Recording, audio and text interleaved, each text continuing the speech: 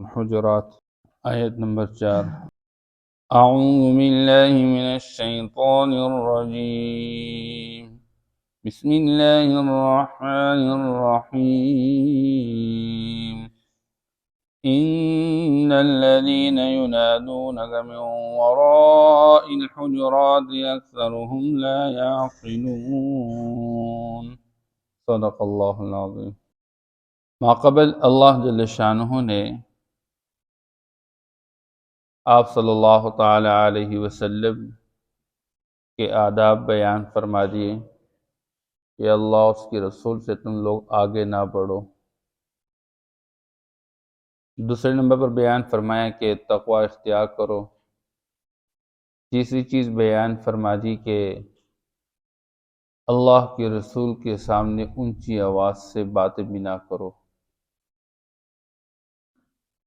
چاہے وہ آپ صلی اللہ تعالی علیہ وسلم کے ساتھ براہ راست بات چیت ہو رہی ہو، یا چوتھی صورت جو بنتی ہے وہ یہی کہ آپ صلی اللہ تعالی علیہ وسلم کی موجودگی میں آپ آپس میں اونچی آواز سے بات نہ کیجیے۔ اس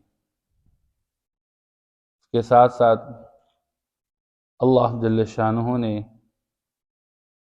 یہ وجہ بھی بیان فرما دی کہ آپ صلی اللہ تعالی علیہ وسلم کے سامنے اونچی آواز سے بات کرنے کی وجہ سے آپ کے نیک اعمال سارے ضائع ہونے کا خطرہ ہے۔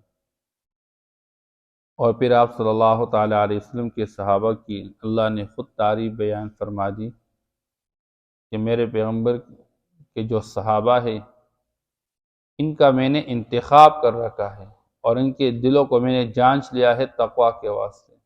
ان کے لیے کامل مغفرت ہے اور بہت بڑا اجر ہے۔ آج ایک اور ادب بیان کیا جا رہا ہے، اور اس آیت کے نزول کے حوالے سے بنیاد طور پر بات بھی یہی تھی کہ یہی بنو تمیم قبیلہ کے لوگ جب آپ صلی اللہ علیہ وسلم کی خدمت میں حاضر ہو گئے، دوپہر کا وقت تھا، تو آپ صلی اللہ تعالی علیہ وسلم دوپہر کے وقت میں قیلولہ کرتے تھے، یعنی دن کو کھانا کھانے سے فارغ ہونے کے بعد ظہر کی نماز سے پہلے آپ صلی اللہ علیہ وسلم تھوڑی دیر کے لیے آرام کرتے تھے، جو بدن کے لیے انتہائی مفید ہے، جس سے آج ہم محروم ہیں۔ یہ آپ صلی اللہ علیہ وسلم کی ترتیبی زندگی۔ تو اب اسی وقت یہ لوگ آئے تھے اور آپ صلی اللہ تعالی علیہ وسلم کو باہر سے آوازیں دینے لگ گئے، یا محمد اخرج الینا، یا محمد اخرج الینا، اے محمد باہر نکلو۔ تو اللہ جل شانہ نے اس آیت کے اندر سمجھایا کہ جو لوگ آپ کو اے میرے پیغمبر باہر سے، اجروں کے باہر سے آواز دیتے رہتے ہیں، تو ان میں سے اکثر لوگ نہیں سمجھتے ہیں، کیونکہ یہ دیہاتی لوگ تھے، تہذیب سے ناواقف لوگ تھے۔ ایک عام بندہ بھی جب گھر کے اندر ہوتا ہے اور باہر سے کوئی بندہ چیخے مارتے آوازیں دیتا ہے کہ بھائی باہر نکلو، تو بندے پر بوجھ بن جاتا ہے۔ اور پھر آپ صلی اللہ تعالی علیہ وسلم کی شخصیت، شاید اس وقت آپ صلی اللہ علیہ وسلم پر وحی کا نزول ہو رہا ہو، شاید آپ صلی اللہ تعالی علیہ وسلم اس وقت کسی اہم کام میں لگی ہو، یا کم از کم آپ صلی اللہ علیہ وسلم آرام فرما ہو، تو ان کے آرام میں خلل آ جائے، تو ان کو تکلیف محسوس ہو جائے، تو یہ مناسب نہیں ہے۔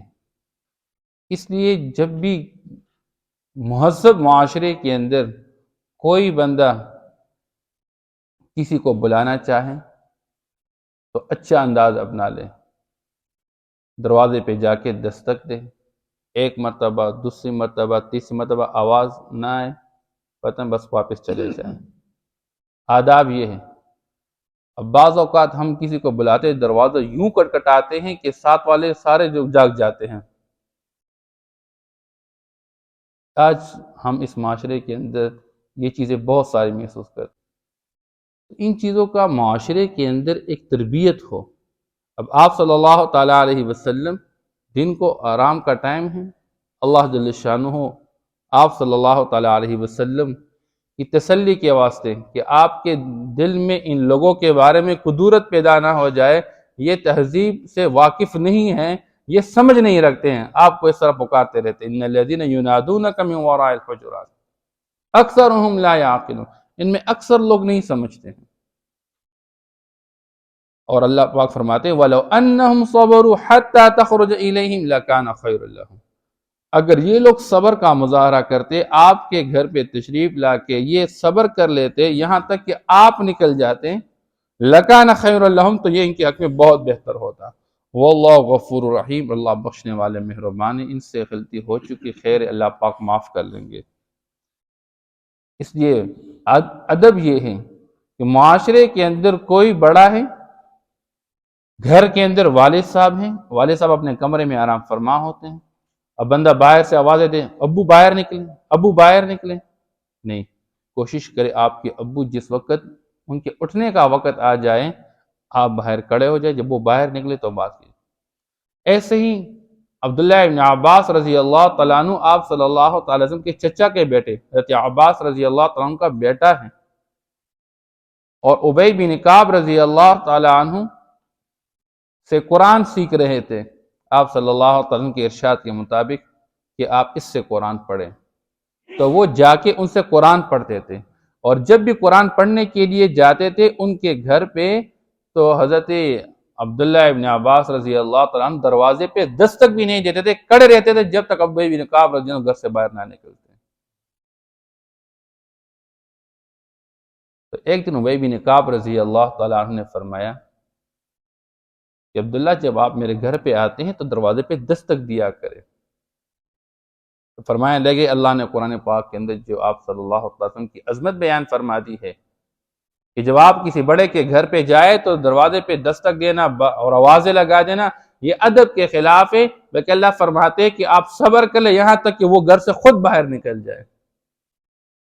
اس سے تہذیب یہ ہے کہ جب کسی کے پاس جانے کا ارادہ ہو تو وقت معلوم کر لے وہ کس وقت فارغ ہوتا ہے، کس وقت وہ گھر سے نکلتا ہے، اسی ٹائم کے مطابق اپنی ترتیب بنا کے جا کے بات کرنی چاہیے۔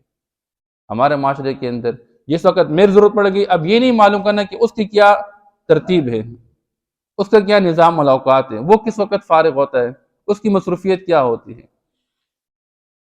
اس لیے عبداللہ ابن عباس رضی اللہ تعالیٰ عنہ نے فرمایا کہ چونکہ یہی فرمایا گیا ہے کہ جب تک وہ باہر نہ نکلیں آپ آواز نہ لگائیں، اور یہ بہت بہتر ہوتا ہے آپ کے حق میں، اس سے بڑے کے ساتھ ایسا ہی رویہ اپنانا چاہیے۔ یہاں پر لفظ آیا ہے حجرات، یہ حجرن کی جمع ہے، اور حجرن جمع ہے حجرتن کی، اور حجرات یہ جو لفظ ہے یہاں پر تین طریقے سے بولا جاتا ہے عربی زبان کے حوالے سے۔ ایک حجرات جیم کے ضمہ کے ساتھ، دوسرا ہے حجرات جیم کے فتحہ کے ساتھ، اور حجرات جیم کے سکون کے ساتھ بھی پڑھا جاتا ہے۔ یہ حجرہ عربی زبان کے اندر کہتے ہیں زمین کے اس حصے کو کہ جس کے ارد گرد ایسا دیوار لگا دیا جائے کہ اس کے اندر داخل ہونے کے لیے وہ مانع بنے، گویا کہ کسی حصے سے چار دیواری کی جائے جس کے اندر عام بندہ داخل ہو، اس کو حجرہ کہتے ہیں۔ اور یہ حجرات کا جو یہاں پر تذکرہ ہے یہ آپ صلی اللہ تعالی علیہ وسلم کے ازواج مطہرات کے لیے، امہات المؤمنین کے لیے جو کمرے بنائے گئے تھے مسجد نبوی کے ساتھ متصل، جیسے آپ صلی اللہ تعالی وسلم کا روضہ اقدس جہاں پر یہ حضرت عائشہ رضی اللہ تعالی عنہ کا حجرہ ہے، اور اس کے ساتھ فاطمہ رضی اللہ تعالی عنہ کا حجرہ۔ بہرحال یہ حجرات کتنے بڑے تھے، آپ صلی اللہ علیہ وسلم کے گھر کتنے بڑے، جہاں پر ازواج مطہرات کے پاس آپ صلی اللہ علیہ وسلم باری باری جا کے آرام فرما ہوتے تھے۔ تو تقریباً 12 فٹ چوڑائی اور 16 فٹ اس کی لمبائی ہے۔ اب آپ اندازہ لگا لیجیے میرے آپ کے نبی پاک صلی اللہ تعالی علیہ وسلم کے ازواج مطہرات کے لیے آرام کی رہائش ہے، یہ ان کی رہائش ہے، اور دروازے کیا ہے، بس بال کے بنائے گئے موٹے موٹے پردے تھے، معمولی قسم کے پردے۔ اس لیے خلیفہ غالباً ولید ابن عبد الملک اس کے زمانے میں، یہ تقریباً ہجرت کی دوسری صدی میں مسجد نبوی کی توسیع منصوبہ کا جب ارادہ کیا گیا تو اس میں یہ شامل کیے گئے، اور جس دن یہ حجرے مسجد نبوی کے اندر شامل کیے جا رہے تھے تو مدینہ منورہ کے اندر ایک غم کا عالم تھا، آہ و بکا، لوگ روتے رہے، چیخے مارتے رہے۔ آپ صلی اللہ علیہ وسلم کی زندگی کے نشانات تھے۔ اس لیے لوگوں نے کہا کاش آپ صلی اللہ تعالیٰ علیہ وسلم کے یہ حجرے قیامت تک باقی رکھے جاتے کہ امت کو پتہ چلتا میرے اور آپ کے نبی جو میرے آپ کے لیے تڑپے، جو وجہ کائنات ہے، جس کی برکت سے اللہ نے کائنات کے نظام کو وجود عطا فرمایا ہے، اس کے گھر کا حال کیا تھا، گھر کس طرح کا انہوں نے بنا کے رکھا تھا، ساری زندگی کیسے گزاری تھی اس کے اندر۔ آج ہم لاکھوں اور کروڑوں روپے لگاتے ہیں اپنے گھروں کے اوپر، اور پھر بھی کہتے ہیں یار یہ مناسب نہیں، یہ اچھا نہیں ہے، یہ اچھا نہیں ہے۔ شکر کا مادہ ہماری زبان سے بالکل خالی ہو گیا تھے، نکل گیا، الحمدللہ ہر حال پہ۔ اور یہ مقصود ہی نہیں ہے۔ آپ صلی اللہ تعالیٰ وسلم نے فرمایا کہ انسان کا سب سے بیکار پیسہ آمدنی وہ ہے جو تعمیر پر لگ جائے۔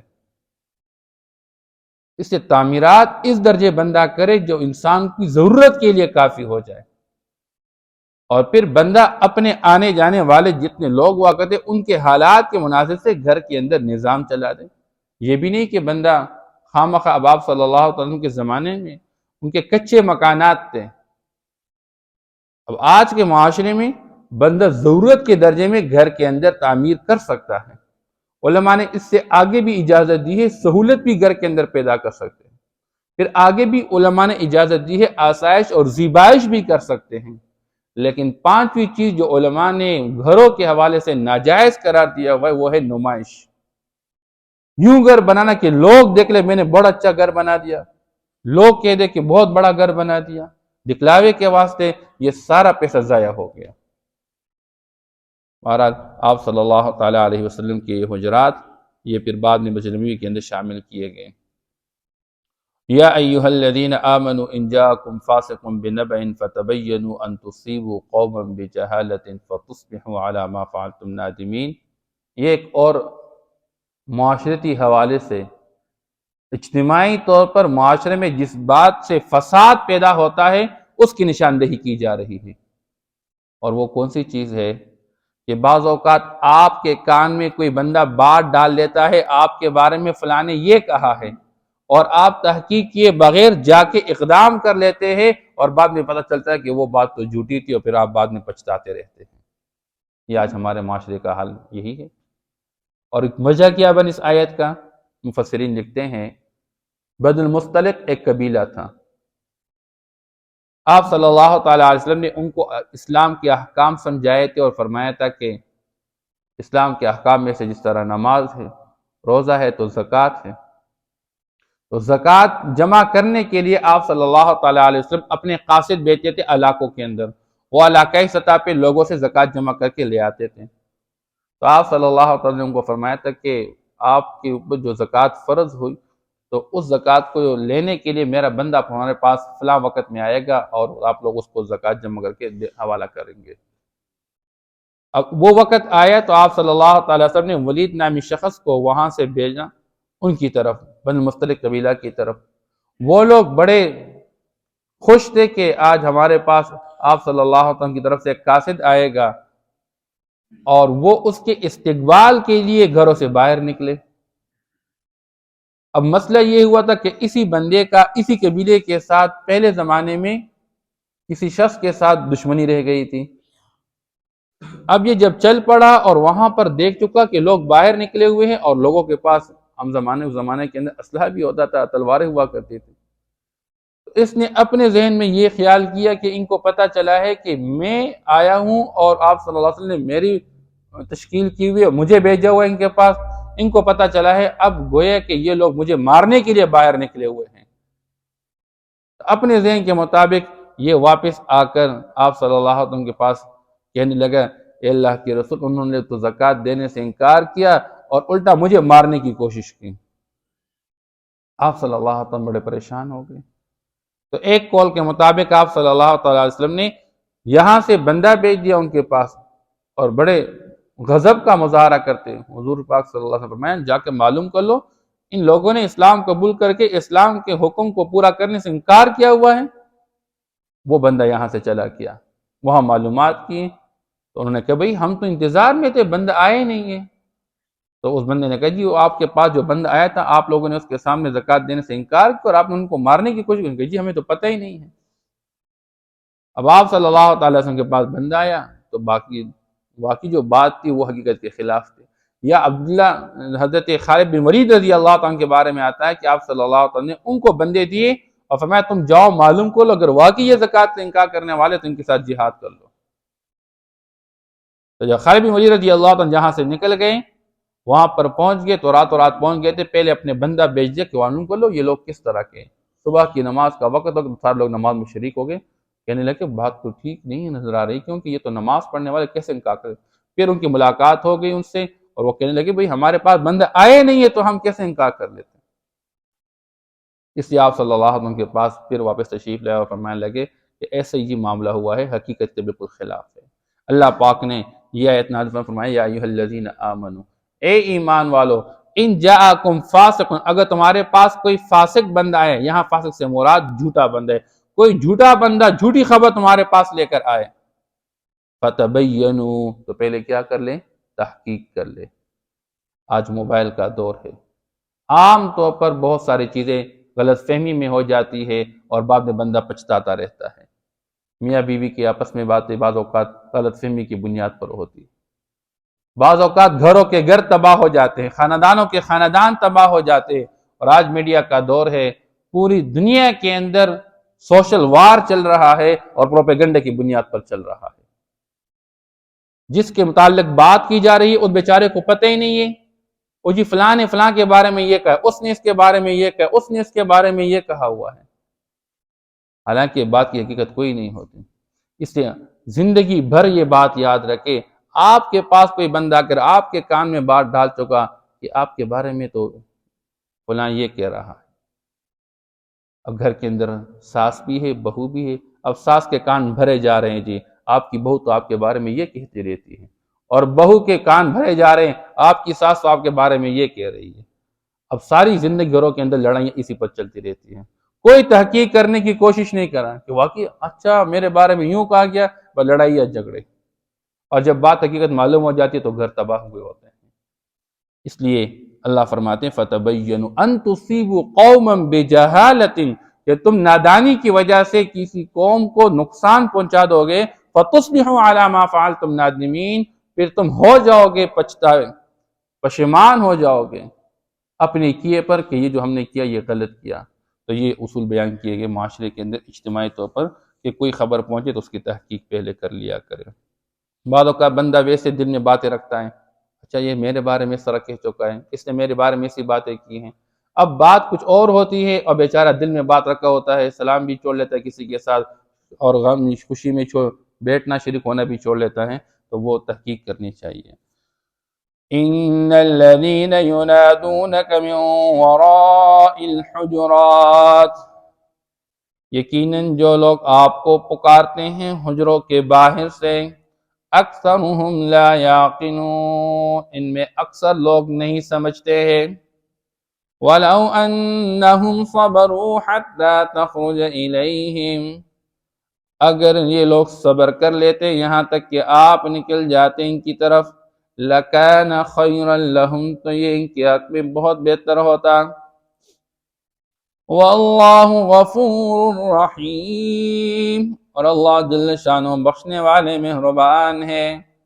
یا ایھا الذین آمنوا ان جاءکم فاسق بنبأ اے ایمان والو اگر آئے تمہارے پاس کوئی جھوٹا شخص کسی خبر کو ساتھ لے کر یعنی تمہارے پاس کوئی جھوٹا بندہ کوئی خبر لے آئے فتبینوا تو تم تحقیق کر لو ان تصیبوا قوما بجہالہ یہ کہ تم پہنچا دو کسی قوم کو نادانی کی وجہ سے کوئی نقصان فتصبحوا علی ما فعلتم نادمین تو ہو جاؤ گے تم اپنے کیے پر پشیمان. صدق اللہ.